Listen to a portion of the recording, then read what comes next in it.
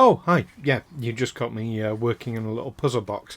I'll pop that to one side and finish that off later. So hi, welcome to Hailing Frequencies Star Trek Deep Dive. This week we are talking about the spookiest and scariest moments of Star Trek. Now, Star Trek, of course, is not known for being a horror series, in much the same way it's not known for being a comedy. But like the fact that there are plenty of jokes throughout the entirety of Star Trek, it certainly had its dalliances with horror and various horror themes throughout it as well. Going right the way back to the original series. So let's start there. So probably the most famously scary, and I'll use that term hesitantly for this episode, but the original sort of horror episode for the original series, and by the way, I'm lumping the original series and animated series together for this, because I couldn't think of anything scary in the animated series. If you can, let us know in the comments. But yeah, original series, the episode Cat's Paw. So this is one that basically is Star Trek does a Halloween episode. In fact, it first aired on the 27th of October 1967. It's the first episode of Series 2. So being 4 days, literally, before Halloween, it was a Halloween episode. You've got curses in there. You've got witches. You've got skeletons. You've got people going doolally. It was in fact scripted by Robert Bloch, who was a protege of H.P. Lovecraft, probably most famous for having written Psycho, the famous Alfred Hitchcock movie. This wasn't the only episode that Robert Bloch penned for the original series, but it's definitely up there as definitely a haunted Halloween themed episode. Now, the other one I wanted to mention from the original series, probably not known as being a horror episode or a particularly scary one, but I want to take you back to my childhood. Now, 5-year-old Stu, little Stu, he's watching TV, and along comes this image, and this image was throughout the title sequence, throughout all 3 series. It is taken from the Corbomite Maneuver. So this is Series 1, Episode 2, and the official sort of way that they were put out. And it is the Baylock Puppet. Not Baylock himself. He's a cute little child. Played obviously by Clint Howard, who has gone on to be in pretty much every single every single series of Star Trek ever since. But yes, it is the Baylock Puppet. That scared the bejesus out of me as a child, and of course it was there staring at me on the title sequence of every single episode of the original series. I found it utterly terrifying. So I just wanted to include that one for you, although it's not a horror episode, of course, the Corbomite Maneuver. On then, forward to the Next Generation, and I've picked 5 episodes out of the entire series for this, starting with Season 1. So I should also mention that this list is not in any particular order of preference or scariness or anything like that. I'm more going sequentially throughout. So, in Series 1 of the Next Generation, you have the first time that a Star Trek series ever got more than a sort of PG rating. I think it was either rated 15 or 18. I believe the unedited version of this episode. It was certainly a strong rating at the time, and it raised quite a few eyebrows. But I am talking, of course, about the episode Conspiracy, the one where the neural parasites are taking over people and controlling them.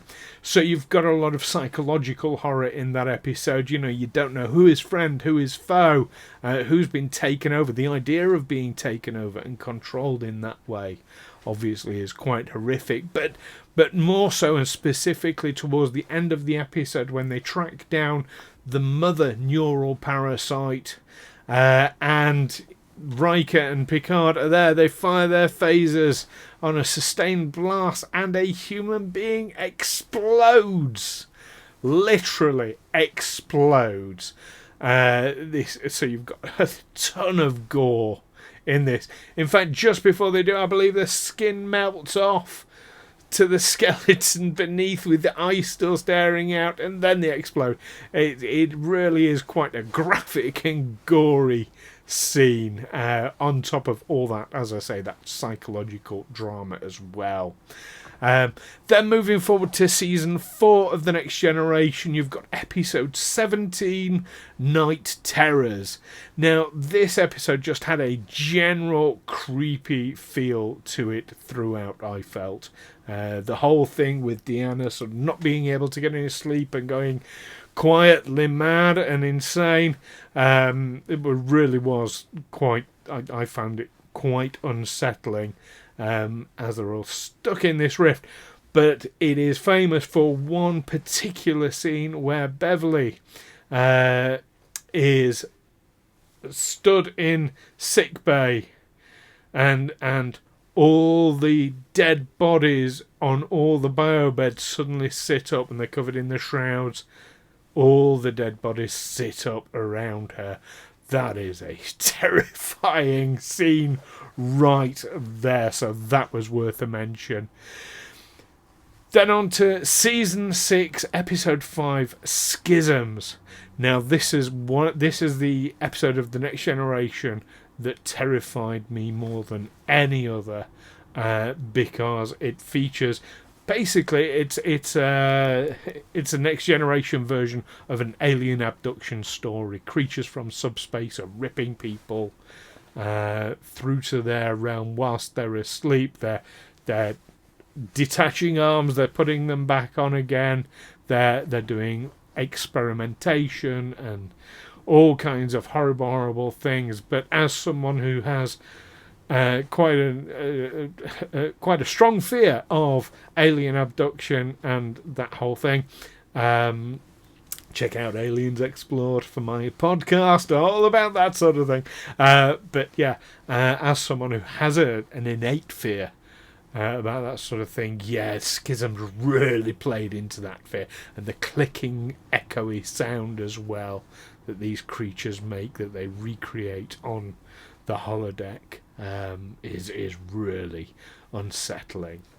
And speaking of unsettling, we have to mention the Next Generation episode, also from season 6, episode 21, Frame of Mind. Now, you can't get much bigger in terms of psychological horror with this episode. Riker's going through, he doesn't know if he's in a play, if it's real, he doesn't know what's real, what's fake, he doesn't know if he's been locked away, he doesn't know if he's sane or if he's insane. And you know what, as an audience member, even though Riker is such a familiar character to us, it keeps us guessing as well right to the end. Really well written episode, one of my favourites, and very disturbing, this idea that the familiar is utterly unfamiliar. Horror uses that a lot to excellent purpose. And then the final episode from The Next Generation that I want to mention is from Series 7, towards the end of the run, episode 19, the episode Genesis. Now, as a concept, I wasn't a big fan of the episode. I found the whole sort of T-cell mutating your DNA and de-evolving you, I found it to be utter nonsense and twaddle. If I'm honest, I mean, it's not the only episode with a bit of that. But what you did have in there was a lot of body horror, body shock sort of thing. Particularly, we need to mention Barclay turning into this half-human, half-spider. Absolutely freaky and creepy creature that he became. A lot of people would say, for Barclay, creepy and unsettling would be about right anyway. Anyway, moving on to Deep Space Nine. Now for a series that was the first true kind of darker, grittier series of Star Trek, we actually don't have that much in the way of actual horror. But what you do have is a couple of episodes in particular that I've picked out that are quite disturbing, quite unsettling. The first one from season 2, this is episode 14, the episode Whispers. Now, it's another Something Bad Happens to Chief O'Brien episode, and there's quite a few of those in there, as we know. But this one, he's going around, he feels that everyone's turning against him, very much in the same way of Frame of Mind. You don't know what's real, what's not. You don't know, is he just imagining how bad things are? But we're seeing it from his perspective. So there's a lot of suspicion. And again, it's that whole, the familiar becomes unfamiliar, and people seem to be acting really strangely around him, and he doesn't know what to do, and he feels that everyone is turning against him basically, which really, really, really well written and executed episodes. One of my favourites. I mean, the first couple of seasons Deep Space Nine might have been a little bit shaky, but yeah, Whispers is definitely up there as one of my favourite episodes. And then the other one I wanted to mention is Emparknor. This is when a group of Starfleets, again, Chief O'Brien, everything bad happens to Miles. Chief O'Brien, along with Nog and some other engineers and security, as well as Garak, go over to Emparknor to get some spare parts, basically. Why they can't just replicate them, I don't know, but there'll be reasons, presumably space magic. But yeah, during that time, Garak gets infected and turns against the rest of them and starts killing the crew. You get to see an amazing performance, of course, from Andrew Robinson. I mean, he always gives an amazing performance. And of course, it was Andrew Robinson was in Hellraiser. The first Hellraiser, let's not forget. Come to Daddy. Yes, that was him. That was Garak. I mean, not Garak, but yeah, that was the same actor. Let's not forget. But yes, so anyway, back to Emparknor. Yeah, Garak turns against them.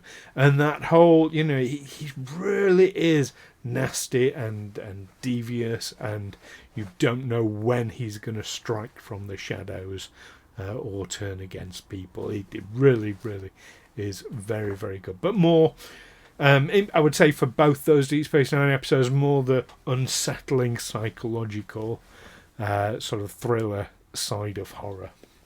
Then we come on to Voyager. And again, with Voyager, there are 2 episodes that I want to mention. The first one from Series 2, Episode 23, The Thor. That's Thor as in melting, not Thor as in wielding Mjolnir and having long blonde hair. Yeah, Thor, the Thor. So this is Michael Mckean, who is always an absolute delight to watch on screen, playing the creepiest clown ever. And I mean, brilliant design and makeup. You've got all these gaudy, amazing colours, and he's there just in neutral sort of grey and white sort of makeup and clothing. Really, really excellently well done. And yeah, if you've got a fear of clowns, yeah, it's not one to watch alone. And I've got to mention as well, Janeway at the end of that episode, she's pretty damn dark and creepy and unsettling herself. not the only episode she's like that, but yeah, definitely belongs in the horror category, I think, that episode. And then, speaking of Janeway, in Series 3, Episode 15, the episode Coda, you see Janeway dies. I think she dies multiple times in that episode. And you see someone who is essentially presenting as the embodiment of death. So almost like a Seventh Seal sort of character, or that's at least how I interpreted it. It may be just an alien, like wanting to feed off her life force, or whatever. We never really get a resolution on that, and certainly never gets revisited, which I always thought was quite a shame. But that death standing with you, death standing over you, as a person sort of concept, I thought that belongs quite strongly in horror. Now, I've not included this episode. I've certainly not included it in my write-up, but I just want to mention as well the old popular one whenever Voyager comes up. No, it's not Threshold.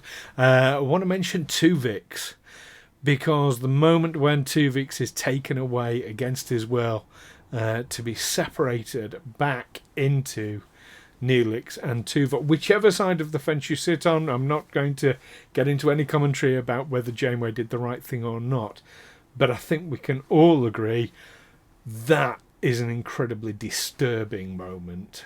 And so yeah, that kind of, let's think of that as an honourable mention. Now, moving forward now to Enterprise. Again, there are 2 episodes in Enterprise. There are actually quite a few, because that I could have picked, certainly, because I'm not keen on insects. It's not quite a... well, I have a phobia of flying insects.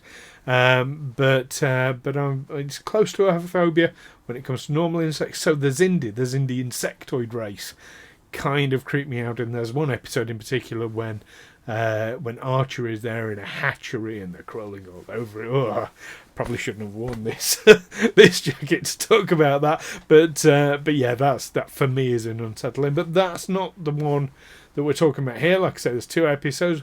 First one from season 2, episode 4, directed in fact by Roxanne Dawson, who played B'Elanna Torres, of course, in Voyager. This is Dead Stop. So you've got this automated repair station. Seems like the answer to all the Enterprise's problems, because they just dock with it and it does loads of automated repairs. Absolutely amazing, except it's got a psycho AI attached to it, who is trying to steal organic bodies in order to use the mental processing power of their brain. So you've got abductions in there, you've got a bit of body horror, you've actually got people getting killed by this thing, so it's, it's psychotic in that way. Puts it very much in mind kind of a HAL 9000 sort of thing, and it was voiced, the computer was voiced, of course, by Roxanne Dawson as well. And the other episode I want to mention from Enterprise is from Season 3, Episode 5, Impulse, where the crew find a ship that has gone into the Expanse, and it's a Vulcan ship, and the Vulcans have... well, they've tried shielding their ship with this material that has quite a strong effect on them.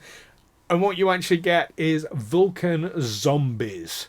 It's absolutely amazing episode. Borderline towards silly the way they do the zombification thing, I felt. But really, yeah, it is quite freaky and definitely up there as a zombie movie. Now, bear in mind, this is before, not long before, but before you suddenly had this resurgence in zombie movies as well. Like World War Z and what have you. So it actually predates those. So yeah, it was ahead of its time. There you go. Now moving on to what people like to call New Trek and Discovery. Again, there is an awful lot that I could have picked from Discovery because it is very dark, very adult. There are scenes where Klingons are eating humans and things like that I could have picked. I'm actually only going to mention one episode, though, specifically. That is from Season 1, Episode 3, Context is for Kings. Now, the reason I wanted to mention this one, Discovery goes off, find its sister ship, the Glen, find it's been damaged quite badly. They go on board and they find really mangled and twisted up and spun about bodies in an awful, awful state. So you've got some real sort of gore, body shock horror going on in that episode. And let's not mention, it's got a huge monster in there as well, creeping around the dark corridors that you can't kill with phasers. Yeah, absolutely, very much a horror episode for me. Lower Decks. Now, Lower Decks, of course, is famous for its comedy and for its lightness. Very much adult comedy, but definitely up there. But I wanted to mention Lower Decks. I wanted to get something at least from each series. So, Lower Decks, I wanted to mention Series 1, Episode 7, the episode Much Ado About Boimler, because it's got quite a dark, sinister side to it, where Boimler, following a transporter accident that makes him out of phase, is taken away by a very, very sinister looking Division 14. And we don't know what Division 14 is and what they do. It's supposed to be sort of for medical emergencies that can't be dealt with on ships, but yes, they'll take them away and take them to the farm. We don't know what the farm is. And, it all turns out very nicely. But that dark, sinister element throughout the entire thing, they're taking them to their doom. And it really does feel. And so, again, although it's animated, there is a lot of sort of body horror in there with some of the people who've had various accidents. And I got to mention the dog that Tendi makes. How creepy and body horror is that thing? When it turns its face inside out and eyeballs turn into bats and fly away. It is absolutely shocking. So we definitely wanted to mention Much Ado About Boimler. And finally we come on to Picard. And I thought I'd go with the very, very first episode of Picard Series 1, Episode 1, the episode Remembrance. And for me, there was a really disturbing, horrific scene in this episode where the synthetic known as F8, after casually making jokes with organic co-workers, or attempting to make jokes with organic co-workers, very casually, very calmly turns around and murders them all. Very quickly, very efficiently, but so serenely almost. I find that really, really disturbing, and that for me, that is one of the essences of horror is when it is disturbing on that kind of level. So there we go. Now I say finally, I am going to mention one more episode, not of Picard, but of the Next Generation. I don't know if this would count as horror per se, because it's too silly, really. But I want to mention, let's call this one a dishonourable mention. Episode from Season 7, Episode 14, the episode Sub Rosa. Now, this is the one where Beverly has some very silly spectral shagging going on. And I wanted to mention it because, it is far, far too silly and kind of hilarious to be a horror at all. But actually, when you strip away that side of it then and put it to one side, there's actually a really decent ghost story in behind it, almost Dickensian in its nature.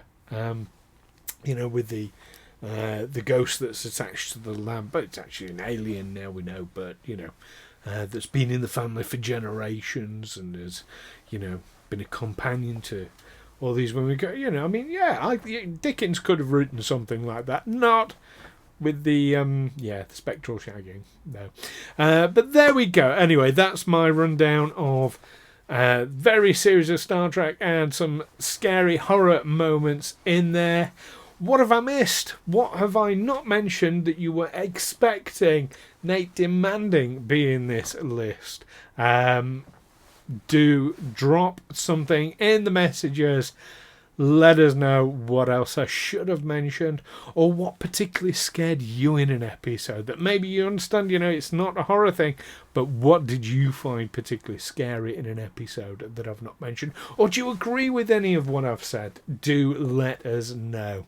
Anyway, hope you've enjoyed this. This has been a rundown of my scariest Star Trek moments. Now back to my puzzle box.